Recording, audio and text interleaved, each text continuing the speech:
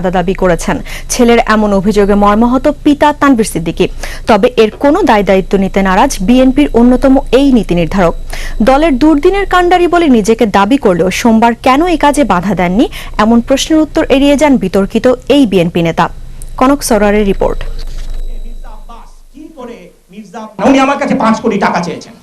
Two be very Frank, উনি আমার কাছে 5 কোটি টাকা চেয়েছেন। আমি ওনাকে বলেছি, দেখেন আমি 5 কোটি টাকা আপনাকে ব্যাংক থেকে এনে দিতে পারবো না। আমি ফালু নই, আমি মোসাদ্দেক আলু ফালু নই, অথবা আমি মির্জা আব্বাস নই।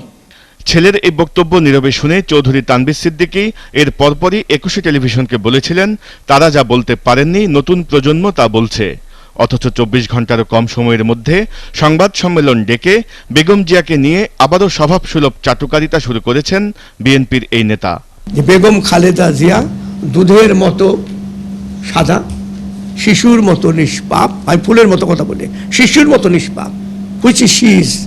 আর আমি বেগম খালেদাকে দিয়ে গেছি 30 বছর ধরে, যে কখনোই দেশনেত্রী এই 30 বছর ইতিহাসে, এবং আপনারা জানবেন একটি কথা পরিষ্কারভাবে, আমি কিন্তু বিএনপির ফাউন্ডার ট্রেজারার। কাজেই এখানে দেশনেত্রী বেগম খালেদা জিয়া আমার জানা মতে কোনোদিন কখনো কারোর কাছ থেকে কোনো কিছু উনি গ্রহণ করেন নাই অথবা কোনোদিন চান নাই। নিজেই নিজেকে বিএনপির দুর্দিনের কাণ্ডারি দাবি করে নানান বিশেষণে আত্মপ্রচার করেন চৌধুরী তানভীর।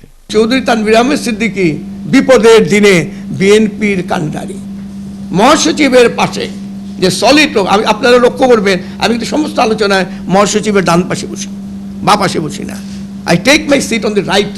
একটা ইমপ্রেশন যে আমরা বিএনপির দুঃসময়ের বন্ধু এবং আমরা সলিড গোল্ড। সংবাদ সম্মেলন ডাকলেও সাংবাদিকদের কোনো প্রশ্নেরই সদুত্তর দেননি তিনি। এরপরে বিএনপির স্থায়ী কমিটির সদস্য হিসেবে আপনি থাকতে আগ্রহী কিনা, অথবা দল যদি আপনার বিরুদ্ধে কোনো ব্যবস্থা নেয়, যেমন আজকে স্থায়ী কমিটির বৈঠক আছে, সেই ক্ষেত্রে আপনার অবস্থান কি হবে? আপনার প্রশ্নটাই হচ্ছে অনাকাঙ্ক্ষিত। প্রথম উত্তর আমার ক্লিয়ার হচ্ছে, এরকম দুটো পয়েন্ট আমি ক্লিয়ার করতে চেয়েছি, যে দেশনেত্রী বেগম খালেদা জিয়া সিনিয়র নেতৃবৃন্দ সম্পর্কে চৌধুরী তানভীর সিদ্দিকী যা বলেছে, আনওয়ান্টেড, আনকনফার্ম, অনাকাঙ্ক্ষিত, যার জন্য আমি দুঃখিত, মর্মাহত, লজ্জিত, এইটুকু। তবে যে যাই বলুক, বিএনপি এবং জিয়া পরিবারের সঙ্গে তার গভীর সম্পর্কের কথা উল্লেখ করে তিনি বলেন, তানভীর সিদ্দিকীরা কখনো মরে না। এ কথা শুনে আমি হাসি, আঁখি জলে ভাসি।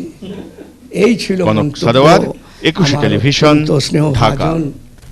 এদিকে চৌধুরী তানভীর সিদ্দিকীর বিরুদ্ধে কেন শাস্তিমূলক ব্যবস্থা নেওয়া হবে না এই মর্মে নোটিশ জারির সিদ্ধান্ত নিয়েছে বিএনপির স্থায়ী কমিটি। তানভীর সিদ্দিকীর ছেলে বিএনপি চেয়ারপারসনের বিরুদ্ধে চাঁদা দেওয়ার অভিযোগ করায় ক্ষুব্ধ নেতাকর্মীরা তার বিরুদ্ধে শাস্তির দাবি জানান।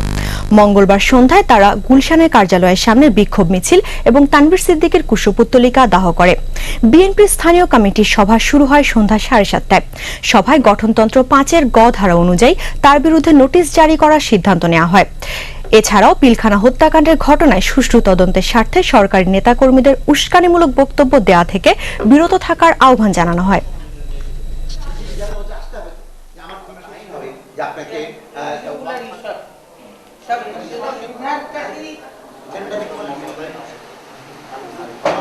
বিডিআরের যে ঘটনা দুঃখজনক, মর্মান্তিক ঘটনা, এবং ঘটনার সঙ্গে প্রাসঙ্গিক বিষয়ে একটা তদন্ত চলছে। সরকারের মন্ত্রী এবং সরকারি দলের যারা সমর্থক, নেতা এবং সমর্থক, তাদেরকে এই তদন্তের বিষয়ে, তদন্তকে প্রভাবিত করতে পারে এমন সব কথা থেকে বিরত থাকার জন্য আহ্বান জানানো হয়েছে। এবার একটা বিরতি নিচ্ছি, যখন ফিরছি তখন